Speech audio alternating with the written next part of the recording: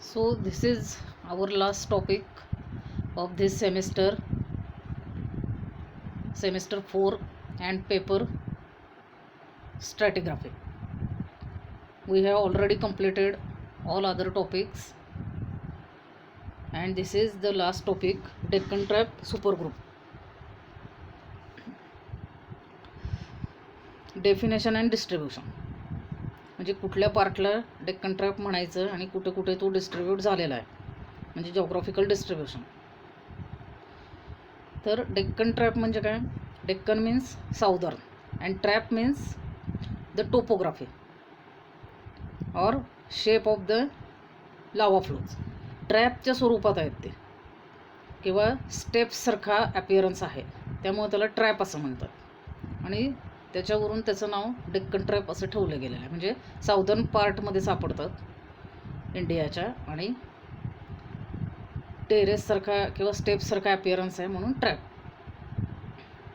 And these are the greatest volcanic formation of Indian subcontinent. मोठमोठ्या fissures तयार झाल्या आणि त्याच्यातून इनॉर्मस लावा जमिनीवर आला आणि त्याचं कुलिंग होऊन हा सगळा डेक्कन ट्रॅप तयार झालेला आहे. त्यामुळं त्याचं नेचर जे आहे ते व्होल्कॅनिक आहे. व्होल्कॅनिक म्हणजे जमिनीवर तयार झालेला इग्नियस रॉक म्हणजे बसाल्ट, त्याच्यापासून हे डेक्कन ट्रॅप्स तयार झालेले आहेत. आणि एक्सटेन्सिव्ह एरिया जो आहे तो त्याने ऑक्युपाय केलेला आहे, म्हणजे 4 लाख स्क्वेअर किलोमीटर इतक्या एरियामध्ये ते पसरलेले आहेत. आणि थिकनेस पण भरपूर आहे, त्याचं 3000 मीटर इतका थिकनेस आहे. आता कुठं कुठं सापडतं तर गुजरातमध्ये कच्छ आणि काठियावाड, आंध्र प्रदेश, मध्य प्रदेश, महाराष्ट्र, काही भागात कर्नाटकच्या, असे हे स्प्रेड झालेले आहेत. आता आर्कियन रॉक जे आहेत म्हणजे एकदम ओल्डेस्ट रॉक, त्याच्यानंतर इतक्या मोठ्या प्रमाणात स्प्रेड झालेले हे दुसरे फॉर्मेशन्स आहेत. त्याच्या खालोखाल स्प्रेड झालेले हे व्होल्कॅनिक रॉक्स म्हणजेच डेक्कन ट्रॅप आहेत. आता पेट्रोलॉजी म्हणजेच कुठले रॉक टाईप्स आहेत. तर आता मुख्य जो रॉक आहे तो आपल्याकडे सापडतो तो काळा पाषाण म्हणजेच बेसाल्ट, आणि ऑगाईट हा त्यातला मुख्य मिनरल आहे. जे इसेन्शियल कॉन्स्टिट्युएंट जे आहे या बेसाल्टचं ते ऑगाईट आहे. आणि ग्रेइश ग्रीन कलर त्याचा असतो, ऑगाईटचा जसा असतो तसंच बेसाल्टचा असतो. टेक्स्चर जे आहे ते ग्लासी आहे किंवा फाईन ग्रेन आहे, एकदम फाईन ग्रेन रॉक असतो. सरफेसवर कुलिंग होतं, त्यामुळे टेम्परेचर एकदम कमी असतं, नॉर्मल असतं आणि फास्ट कुलिंग होतं त्याच्यामुळं, आणि त्यामुळं मिनरल्स एकदम फाईन ग्रेन असतात. आणि व्हेसिक्युलर किंवा अमॅग्डोलायडल स्ट्रक्चर्स दाखवतो. तर व्हेसिक्युलर म्हणजे असे कॅव्हिटीज किंवा एम्प्टी स्पेसेस दिसतात त्याच्यामध्ये सरफेसवर, आणि ज्या वेळेला ते एम्प्टी स्पेसेस किंवा कॅव्हिटीज सेकंडरी मिनरलने फिलअप होतात, त्याच्यामध्ये सेकंडरी मिनरल्स डिपॉझिट होतात, त्यावेळेला त्या स्ट्रक्चरला आपण म्हणतो अमॅग्डोलायडल स्ट्रक्चर. आता ह्याच्यामध्ये काही इतर रॉक्सचं इंट्रुजन झालेलं पण आपल्याला सापडतं, इतर इग्नियस रॉकचं. ॲसिडिक व्होल्कॅनिक रॉक, ॲसिडिक म्हणजे सिलिका रिच रॉक आणि व्होल्कॅनिक म्हणजे सरफेसवर तयार होणार आहे. तर रायोलाईट असेल, ग्रॅनोफायर्स असतील किंवा काही बेसिक रॉक पण असतील, गॅब्रोसारखे किंवा लिंबरगाईटसारखे, तर त्यांचं इंट्रुजन झालेलं कच्छ आणि मुंबईच्या काही भागामध्ये आपल्याला असे इंट्रुजन्स सापडतात डाईकच्या स्वरूपात. आता मायक्रोस्कोपिक ॲनालिसिस म्हणजे आपण जर स्लाईड केल्या बेसाल्टच्या आणि थिन सेक्शन करून त्याचे आपण मायक्रोस्कोप खाली जर ऑब्झर्व केलं तर फाईन ग्रेन टेक्स्चर त्याचं दिसतं. शक्यतो ऑलिव्हिन त्याच्यामध्ये सापडत नाही.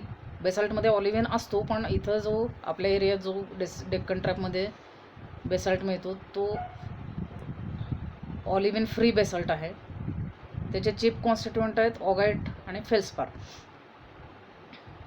आणि ह्याच्याशिवाय कॅल्साईट, क्वार्ट्ज, ग्लॉकोनाईट असे काही ॲक्सेसरी मिनरल्स म्हणून म्हणजे सेकंडरी मिनरल म्हणून त्याच्यामध्ये सापडतात. आणि फेल्सपारपैकी शक्यतो प्लॅजिओक्लेज हा मिनरल त्याच्यामध्ये असतो. आता स्ट्रक्चरल फीचर म्हणजे स्ट्रक्चर कसं आहे, कशा स्वरूपात हे ट्रॅप डिपॉझिट झालेले आहेत किंवा लावा फ्लोचं नेचर कसं आहे, स्ट्रक्चर कसं आहे. तर लेयर्ड आहेत ते, म्हणजे लेयर्सच्या स्वरूपात आहे. म्हणजे एक लावा फ्लो आला, डिपॉझिट झाला, त्याच्यावर दुसरा तिसरा, असे लेयर्स आहेत आणि ऑलमोस्ट हॉरिझॉन्टल आहेत. ते फार मोठं स्लोप किंवा ग्रेडियंट तिथं नाही आहे. असला तरी तो मायनर आहे, 5 ते 10 डिग्री इतकाच.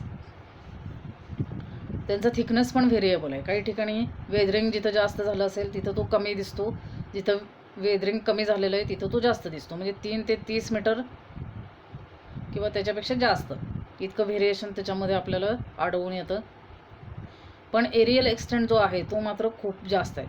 म्हणजे 100 किलोमीटरच्या परिसरात हे लावा फ्लोज पसरलेले आपल्याला दिसून येतात. त्याला म्हणायचं एरियल एक्सटेंट. पण कम्पॅरेटिव्हली थिकनेस मात्र एरियल एक्सटेंटच्या कम्पॅरिझनमध्ये कमी आहे. त्यानंतर काही ठिकाणी हे जे लावा फ्लोज आहेत, सक्सेसिव्ह लावा फ्लोज म्हणजे एकानंतर एक डिपॉझिट झालेले, तर त्यांच्यामध्ये काही सेडिमेंटरी बेड्स आपल्याला सापडतात. अशा बेड्सना म्हणतात इंटरट्रॅपियन बेड्स.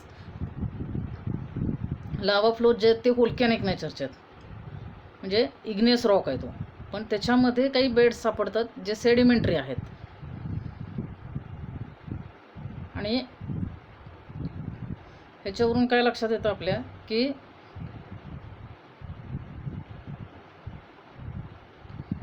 हे जे डिपॉझिशन झालेलं आहे ते शॅलो वॉटर लेक किंवा रिव्हरमध्ये, म्हणजे फ्लुएटाईल ओरिजिन आहे त्याचं.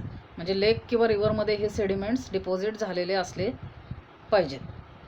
म्हणजे कधी झालेले असले पाहिजेत, तर ज्या वेळेला व्होल्कॅनिक इरप्शन थांबलेलं होतं किंवा त्याचा रेस्टिंग पिरियड होतं त्यावेळेला हे डिपॉझिशन झालेलं असू शकतं.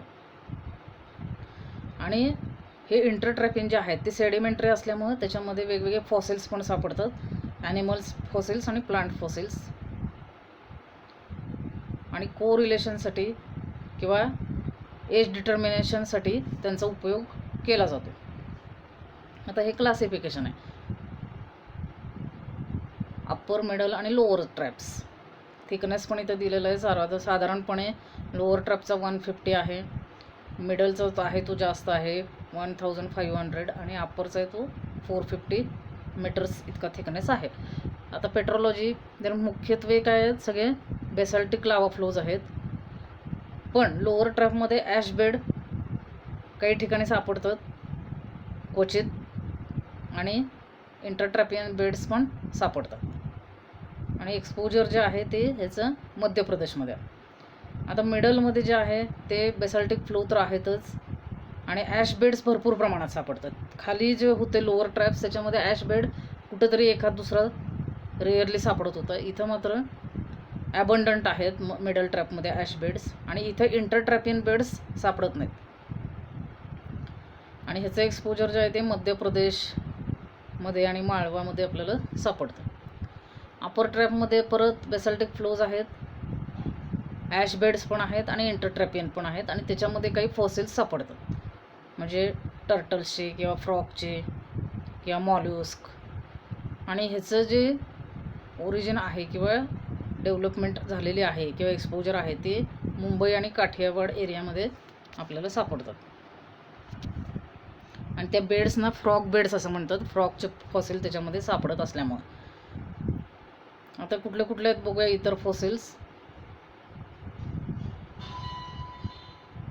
तर लोअर आणि अप्पर डिव्हिजनमध्येच शक्यतो फॉसिल सापडतात, मिडल ट्रॅपमध्ये फॉसिल्स सापडत नाहीत. आता ह्याच्यामध्ये काय काय आहे, व्होल्कॅनिक डेट्रायटस. व्होल्कॅनिक डेट्रायटस म्हणजे ग्रॅव्हलसारखं किंवा लूज मटेरियल पण व्होल्कॅनिक ओरिजिनचं. त्यानंतर क्ले, इम्प्युअर लाईमस्टोन, असं सगळे लिथोलॉजी आहे त्याची. आणि महाराष्ट्र, मध्य प्रदेश, गुजरातमध्ये हे सापडतात बेड्स. आता इंटरट्रॅपियन बेड जे आहे ते महाराष्ट्रात मुंबईमध्ये मलबार हिल नावाचा जो एरिया आहे तिथं सापडतात, आणि डार्क कलरचे जे शेल आहेत त्याच्यामध्ये हे फॉसिल्स आढळून आलेले आहेत. आता कुठले कुठले आहेत तर सिरिथियम आहेत, पोटॅमाइड्स आहेत, हायड्रॅप्सिस आहेत, राना टायग्रिना म्हणजेच फ्रॉकचे फॉसिल, पावडिना. आणि हे सगळे फ्रेश वॉटरचे आहे मध्ये तयार झालेले आहेत, सेडिमेंटरी रॉक किंवा इश्युराईन एन्व्हायरमेंटमध्ये तयार झालेले आहे. म्हणजे हे ॲनिमल्ससुद्धा कुठले आहेत, एकतर फ्रेश वॉटरमध्ये सापडणारे किंवा इश्युराईन एन्व्हायरमेंटमध्ये सापडणारे ऑर्गॅनिझम्स आहेत हे. आणि मरीन ओरिजिनचे कुठलेही ॲनिमल्स ह्याच्यामध्ये सापडत नाहीत. आता एज, सगळ्यात कॉन्ट्रोवर्शियल जो पॉईंट आहे डेक्कन ट्रॅपच्या बाबतीत तो म्हणजे त्याचं एज आहे. तर एजच्या बाबतीत जे आहे ते युनॅनिमिटी म्हणजेच एकमत नाही आहे जिओलॉजिस्टमध्ये की नक्की एज काय आहे डेक्कन ट्रॅपचं. तर काही लोकांचं म्हणजे काही जिओलॉजिस्टचं मत आहे की अपर क्रिटॅसियस आहे, काहींचं मत आहे की लोअर इओसिन आहे.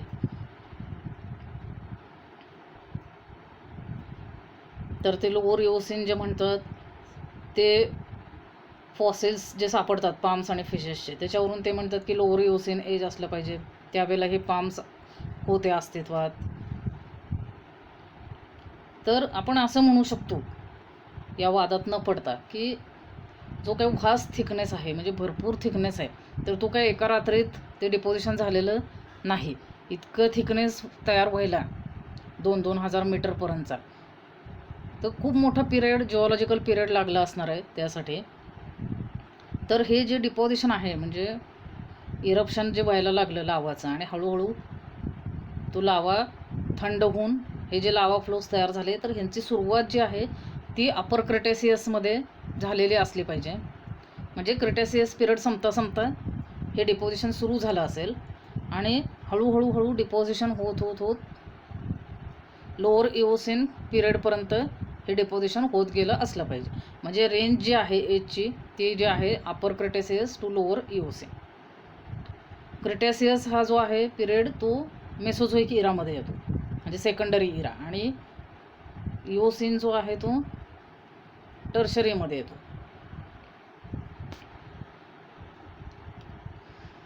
तर हे एज आहे ते महत्त्वाचं आहे डेक्कन ट्रॅपचं. तर आज आपण डेक्कन ट्रॅप सुपर ग्रुप बघितला आहे आणि आपलं स्ट्रॅटिग्राफीचं सिलेबस इथं संपलेलं आहे. पॅलिओझोईकचं फक्त आपण एक्सक्लुडेड सिलेबसमध्ये म्हणजे तो वगळलेला आहे पार्ट, तो भाग वगळला तर बाकीचं सगळं सिलेबस आपण कंप्लीट केलेला आहे.